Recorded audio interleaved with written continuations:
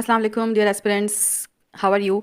आई hope आप सब ठीक ठाक होंगे और अपनी स्टडीज़ कर रहे होंगे।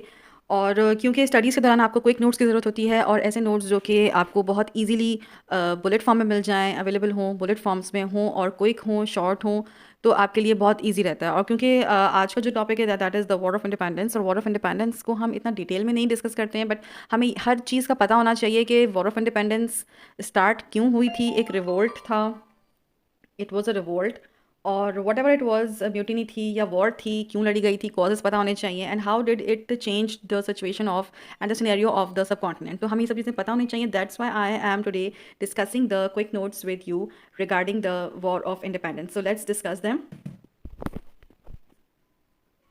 These are the contents which I'm going to discuss with you. Situations, causes, economic conditions of soldiers, outbreak and its consequences, failure of the war, causes of the failure, whatever happened at that time, I'm going to discuss with you. अच्छा, सबसे पहले हम situation discuss कर लेते हैं। India की situation क्या थी 1857 में? What was the situation overall? The year 1857 is mark in the history of India with the great loss of Muslim civilization and the end of Mughal era. Mughal era का बिल्कुल उस वक्त डाउनफॉल जो था वो तकरीबन हो चुका था। The last Mughal ruler Bahadur Shah Zafar was ruling at that time. However उनका कोई रूल नहीं था, उनके कोई रूल्स नहीं थे, उनकी कोई भी आप कह सकते हैं कि गवर्नेंस में उनका कोई हाथ नहीं था। तकरीबन जो ब्रिटिश था उसने आपका जो भी इंडिया था उसको टेक ओवर ऑलरेडी कर लिया था। काफ़ी स्टेट्स ऐसी थी जहाँ पर ब्रिटिश का राज था, ब्रिटिश रूल था। और a transitional period between two civilization and philosophies of life, दो फिलोसफियाँ ऑफ लाइफ की आपस में आप सब कह सकते हैं इंटरसेक्शन हो रही थी। यानी ब्रिटिश जो है वो आ रहे थे या तकरीबन आ चुके थे, एंड जो मुस्लिम्स थे बेसिकली इंडो पाक पे, सब कॉन्टिनेंट पे मुसलमानों का रूल चल रहा था। इंडियंस वहाँ पर एज अ नेशन रह रहे थे, बट वो हिंदूज़ वहाँ पर थे बट एज अ माइनॉरिटी। मुसलमानों का राज था, तो अब मुसलमान जा रहे थे और ब्रिटिश आ रहे थे। इसके अलावा जो ये जो अपराइजिंग हुआ, ये जो एकदम से रिवोल्ट हुआ, एकदम से जैसे बॉम्ब ब्लास्ट हुआ, ये एकदम से नहीं हुआ सोल्जर्स के, और ये सिर्फ सोल्जर्स की तरफ से नहीं हुआ, बल्कि जो हमारी पूरी जो उस वक्त कौम थी, चाहे मुसलमान हो चाहे हिंदू हों, सब ने मिलके जो है वो उसमें हिस्सा लिया था। In fact the entire Indian population directly participated in the war. तमाम इंडियन पॉपुलेशन का इसमें हाथ था, इसमें रोल था। According to Lord Salisbury, it was impossible to believe that such a widespread and massive movement was triggered only by the cartridges. ये सिर्फ, अच्छा वो ये समझते हैं, वो कहते हैं कि सिर्फ एक कार्ट्रिज की बिना बेस पर जो है कैसे इतना बड़ा मासिव मूवमेंट हो गया। बेसिकली ये मासिव मूवमेंट लॉर्ड कैनिंग कहते हैं कि ये एक ऑर्गेनाइज्ड रिबेलियन था, एक ऑर्गेनाइज्ड बगावत की गई थी, इंडियंस ने की थी ब्रिटिश के ख़िलाफ़। लेकिन ये मसला सिर्फ कार्ट्रिजेस का नहीं था, बल्कि लोगों के दिलों में नफ़रत जो थी वो ब्रिटिश राज से पहले से ही मौजूद थी और अपनी जगह बना चुकी थी। इकोनॉमिक कंडीशंस ऑफ सोल्जर्स, उस टाइम पे इकोनॉमिक कंडीशंस क्या थी सोल्जर्स की? Indian soldiers were ready to serve and sacrifice their lives for the British army.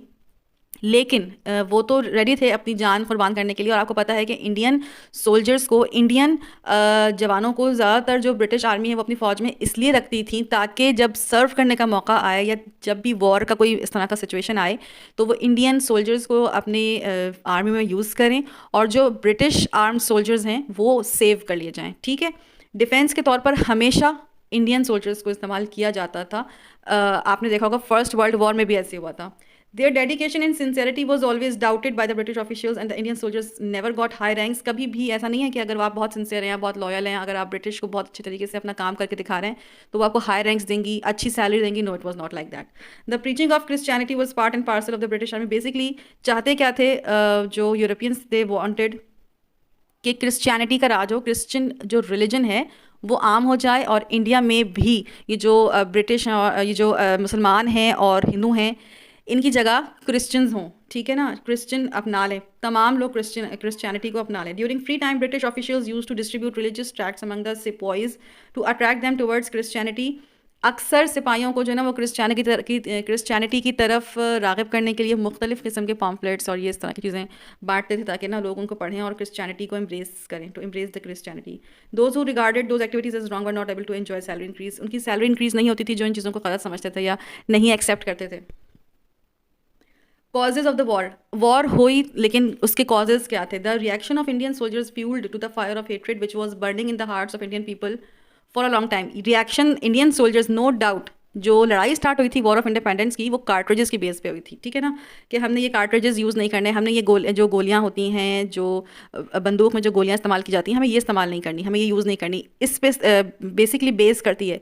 लेकिन ऐसा नहीं है, ये जो इसकी जो बेस थी ना वो तभी रख दी गई थी जब ब्रिटिश ऑफिशियल्स ने, ब्रिटिश आर्मी ने और ब्रिटिश ने एक बुरा सलूक करना शुरू किया था इंडियंस के साथ, और इंडियंस को अपने गुलामों की तरह ट्रीट करना शुरू किया था। तब से ही ये बेस रख दी गई थी, और ये लोगों के दिलों में वो हेट्रेड, वो नफरत, वो बगावत मौजूद थी, जो कि एकदम से फट पड़ी जब इंडियन सोल्जर्स ने वो कार्ट्रिजेस यूज़ करने से मना किया, ठीक है ना। The Indian soldiers were fed up of the cruel behaviour of British army. There was a huge difference between the salaries and incentives of the Indian soldiers and the British counterparts. आप ये लिख सकते हैं, notes में ज़रूर note down कर सकते हैं कि British counterparts and British arm soldiers और इंडियन आर्म सोल्जर्स की सैलरीज में और इंसेंटिव्स में बहुत फ़र्क था।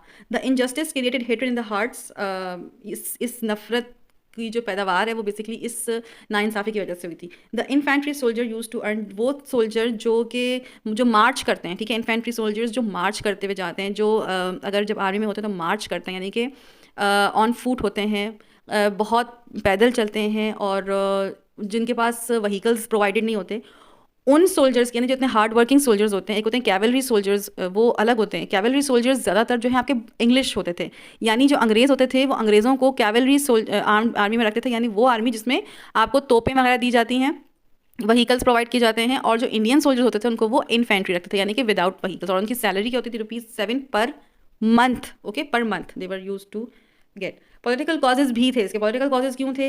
The English had become rulers by depriving the Muslims of their government, and so they left no stone unturned in wiping out all the traces of Islam and Muslims from India. They did not want Islam, they did not want actually Muslims to rule India. Again नहीं चाहते थे British के मुसलमानों का राज दोबारा से यहाँ पर हो, और they started printing materials like books and magazines that portrayed Islam Muslims as cruel, barbaric, uncultured, wild, uneducated, untraditional. इस तरह के लोगों को, मुसलमानों को इस तरह का साबित करना चाह रहे थे। उन्होंने अपनी खुद से ज़ाती जो है इंडिया में बुक्स छापना शुरू कर दी। कौन सी बुक्स? हिस्ट्री की बुक्स। अब हिस्ट्री की बुक्स वो जो छाप रहे थे इंग्लिश में, जो कि उन्होंने तमाम लोगों को दिखाने के लिए जो उन्होंने बुक्स छापी इंग्लिश में, उनमें मुसलमानों को उन्होंने कैसा साबित किया हुआ था? बहुत जालिम हैं, पढ़ते नहीं हैं, जाहिल हैं, अनकल्चर्ड हैं, और बहुत एक जंगली सी कौम है, जो कि मुसलमान हालांकि मुसलमान अदब आदाब के लिहाज से और उस टाइम पे बहुत तहजीब याफ्ता कौम थी, ठीक है, लेकिन उन्होंने उसको गलत पोर्ट्रे करके बुक्स प्रिंट करनी शुरू कर दी। Hindus were depicted as innocent and oppressed, हिंदुओं को मजलूम और मुसलमानों को जालिम कौम दिखाया गया। Some nawabs were asked to abandon their states and withdraw their titles of nawab. नवाबों से ये कहा गया कि या तो आप हमें किसी से कहा गया कि हमें 3 लाख रुपए पे करें, किसी से कहा गया हमें 6 लाख रुपए पे करें। अवध के नवाब जो थे उनसे कहा गया कि आप हमें तकरीबन 6 से 8 लाख, जहाँ तक मुझे पता है 6 से 8 लाख रुपए उनसे मांगे गए थे कि आप ये रकम हमें पे करेंगे तो आप नवाब रह सकते हैं, अदरवाइज़ आपको ये जो अवध की स्टेट है ना उसको छोड़ना पड़ेगा। तो अवध के जो उस टाइम पे नवाब थे, उन्होंने मजबूर होके नवाब ने जो है वो स्टेट छोड़ दी, अपना नवाब का जो ओहदा था उसको विड्रॉ कर दिया, और फिर उन्होंने शाह के ओहदे से उनको एक छोटी कोई स्टेट दे दी गई जहाँ पे उनका ओहदा शाह था और नवाब नहीं था, और उनको ये ओहदा छोड़ना पड़ा, ठीक है। ऐसे काफ़ी नवाब थे जिन्होंने अपनी स्टेट्स विड्रॉ की। अच्छा, रिलीजियस कॉज भी है। The British had come to India to propagate the religion of Christianity in India. Basically they wanted कि द ब्रिटिश वांटेड कि इंडिया में क्रिश्चियनिटी प्रमोट की जाए। अच्छा, their chairman of the board of directors once said that the banner of the Christ should wave triumphant from one end of India to another. तेज़ी से हमें ये जो क्रिश्चियनिटी का मज़हब है, हमें ये इंडिया के एक कोने से दूसरे कोने तक लेके जाना है। They condemned and criticise the religions of मुसलमानों की। बेसिकली जो उनको ज़्यादा जो मसला था वो मुसलमानों से था, वो नहीं चाहते थे कि मुसलमान जो हैं वो मौजूद रहें इंडिया में, ठीक है। Their priest said we want India the bulwark of Christ in the east.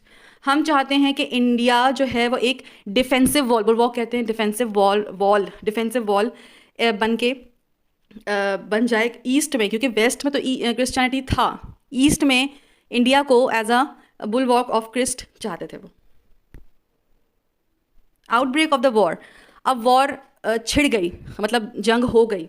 The situations made the soldiers intolerant towards their British officials. अच्छा जी, जो सिचुएशन थी ना उस टाइम पे, जो हालात थे, जो सिनेरियो था, उन्होंने सोल्जर्स को बहुत ज़्यादा, मतलब उनमें बर्दाश्त की कमी आ चुकी थी। वो बर्दाश्त नहीं कर रहे थे, क्योंकि वो करते चले आ रहे थे, बर्दाश्त करते चले आ रहे थे वो भी, और इंडियन सिटीजन्स भी। अब उनमें बर्दाश्त जो है वो ख़त्म हो गई थी। The Indian soldiers refuse to use the cartridges made out of pig fat. Indian soldiers नहीं चाहते थे कि वो पिग फैट की बनी हुई कार्ट्रिजेस को यूज़ करें। The company sentenced the rebel soldiers to 10 years of rigorous imprisonment. The remaining soldiers also joined the rebellion by May 1857. The flames of this rebellion soon reached Kanpur and Lucknow. Basically, 10 साल की सज़ा दी गई उन soldiers को जिन्होंने refuse किया था cartridges use करने से। अच्छा, इसके बाद जो बाकी सोल्जर्स थे उन्होंने भी इस बगावत को, इस वॉर को ज्वाइन किया 1857 में। इसके अलावा ये जो एक होता जब वॉर होती तो जाहिर सी बात है वो आहिस्ता आहिस्ता पूरे कंट्री को लपेट में लेती है। तो आहिस्ता आहिस्ता कानपुर और लखनऊ तक जो है वो ये वॉर और इसके जो धुएं थे वो फैल गए। The company successfully put down the rebellion with the help of 6 and other factions of the state. ये कंपनी ने, ईस्ट इंडिया कंपनी ने बहुत जल्द और बहुत तेज़ी से इस बगावत पे, इस जंग पे काबू पा लिया विद द हेल्प ऑफ 6। सिखों ने इनकी बहुत हेल्प की इस वॉर पे काबू पाने के लिए। फेलियर ऑफ द वॉर, जाहिर सी बात है वॉर में जो थे वो इंडियंस फेल हो गए। British officials regarded the war as mutiny. British officials ने कभी भी इस वॉर को वॉर ऑफ इंडिपेंडेंस का नाम दिया ही नहीं है। उन्होंने हमेशा इसे नफरत, बगावत और डिसलॉयलिटी, यानी कि ब्रिटिश ऑफिशियल्स से डिसलॉयलिटी और untraditional and uneducative behaviour of the Indian citizens का नाम दिया। उन्होंने कभी भी ये नहीं कहा कि ये वॉर थी, उन्होंने कहा है कि ये बगावत थी, ये एक जंग थी जो लड़ी गई। वॉर ऑफ इंडिपेंडेंस नहीं थी, ये आज़ादी की जंग नहीं थी, ठीक है ना। The fact that within a short span of 3 weeks the mutiny and hatred spread towards through the length and breadth of the country to the extent to which the natives were furious about the British policies and rules. इतनी जल्दी से ये आग की तरह, आग के समंदर की तरह फैली थी ये 3 हफ्ते के अंदर अंदर। ये म्यूटिनी, ये नफरत, ये बगावत 3 हफ्ते के अंदर अंदर पूरे इंडिया में फैल गई थी, ठीक है, अगेंस्ट ब्रिटिश। और लोग जो थे वो बहुत परेशान थे उनकी ब्रिटिश की पॉलिसीज से, रूल्स से। और एक और चीज़ ये कि ब्रिटिश को ये वॉर देख के और इसका जो एक मासिव सपोर्ट थी ना इंडियंस की, उसको देख के अंदाज़ा हो गया था कि ये इंडियंस जो है ना इतनी आसानी से हार मानने वाले नहीं हैं। तो ब्रिटिश की जो पॉलिसीज़ थी और रूल्स थे ना, उन्होंने और ज़्यादा सख्त कर दिए थे इंडियंस के ऊपर, क्योंकि उन्होंने देख लिया था कि ये लोग हमसे बगावत भी कर सकते हैं और अगर लड़ने पर आएँ तो लड़ भी सकते हैं। The treachery of the six, इन्होंने जो है वो बेसिकली, सिखों ने जो है ना वो साथ नहीं दिया हिंदुओं मुसलमानों का, और उनकी बेसिकली मतलब आप समझ सकते हैं कि डिसोबीडियंस की वजह से, यानी उन्होंने अपनी कंट्री का साथ देने के बजाय ब्रिटिश का साथ दिया, उनसे ओबीडियंस की, और उसकी वजह से जो है वो वॉर हमें हारनी पड़ी मुसलमानों को, ठीक है ना। The six beside keeping themselves away from the war provide every possible assistance to the British, but एक तो ये कि सिखों ने बिल्कुल साथ नहीं दिया कि नहीं हम इस वॉर का हिस्सा बनेंगे ही नहीं चाहे कुछ भी हो जाए। दूसरी बात ये कि या तो वो, अगर आप न्यूट्रल हैं तो आप न्यूट्रल रहें और एक साइड पर रहें, नहीं, बल्कि वो न्यूट्रल नहीं रहे, बल्कि उन्होंने ब्रिटिश का साथ दिया और उन्होंने हर तरह की जितनी भी मदद ब्रिटिश को दरकार थी ना वॉर के दौरान, उन्होंने उनको प्रोवाइड की। 6 gave generous financial and military assistance, पैसे से भी मदद की। इसके अलावा उन्होंने उनकी जो है वो मिलिट्री यानी कि आर्म्ड फोर्सेस के हवाले से भी उनकी मदद की, ठीक है। The 6 had not help us, it would have been impossible for us to recapture India. Sir John Lawrence जो थे उस टाइम पे, उन्होंने कहा कि अगर ये एक ब्रिटिश आर्म्ड ऑफिसर थे, तो उन्होंने कहा कि अगर सिखों ने हमारी मदद नहीं की होती, हमारे लिए कभी भी पॉसिबल नहीं था इंडिया को रिकैप्चर करना, कभी भी नहीं पॉसिबल था, क्योंकि इतने लार्ज नंबर पे लोग जो आए थे, इतनी लार्ज नंबर पे फोर्सेस थी, और सिर्फ फोर्सेस नहीं, सिर्फ सोल्जर्स नहीं, बल्कि आपको पता है कि लोग घरों से निकल आए थे लड़ने के लिए ब्रिटिश के खिलाफ। तो कभी भी पॉसिबल नहीं था, अगर सिख साथ ना देते कभी पॉसिबल नहीं था कि वो इंडिया रिकैप्चर करते। Absence of N efficient leader, अच्छा जो भी जंग लड़ रहा था वो अपनी तौर पे अपने आप को वो समझ रहा था कि मैं सही लड़ रहा हूँ या मैं सही कर रहा हूँ। एक लीडर नहीं था, एक कोई इस तरह का इंसान नहीं था कि जो एनर्जेटिक हो, जो करेजियस हो, जो इफेक्टिव हो, जो उनको सही राह दिखा सके, सही पाथ दिखा सके, गाइड कर सके। How ever Bahadur Shah Zafar was the leader, जो मुसलमानों के लीडर तो बहादुर शाह जफर ही थे, लेकिन वो लास्ट मुगल रूलर थे और वो अपने ज़िंदगी के आखिरी अयाम में दाखिल हो चुके थे, अपने 80 की दहाई में वो थे मौजूद, और उनमें इतनी ताकत नहीं थी, उनमें इतना फैसला करने की इतनी उस टाइम पे इतना विजडम नहीं था, इतनी करेज नहीं थी कि वो मुसलमानों को गाइड कर पाते। Although all Indians were against British, but they didn't know exactly how to cope up with the situation in which is the right direction to follow. वो नहीं जानते थे मुसलमान कि भाई ये मुसलमान और हिंदू के किस डायरेक्शन में जाना है, कहाँ जाना है। लड़ना हर कोई चाहता था, ताकत सबके पास थी, but they did not know the right path. Okay, तो if you like the video, if you like the content, if you like the short notes, please subscribe my channel and please share this with your friends also, and whatever the content you want me to make notes on, please tell me in the comments. आप ज़रूर बताइए कि मैं कौन से notes आपको चाहिए, कौन से topic पे चाहिए, तो I will surely make it for you. Thank you for watching the video. Allah Hafiz.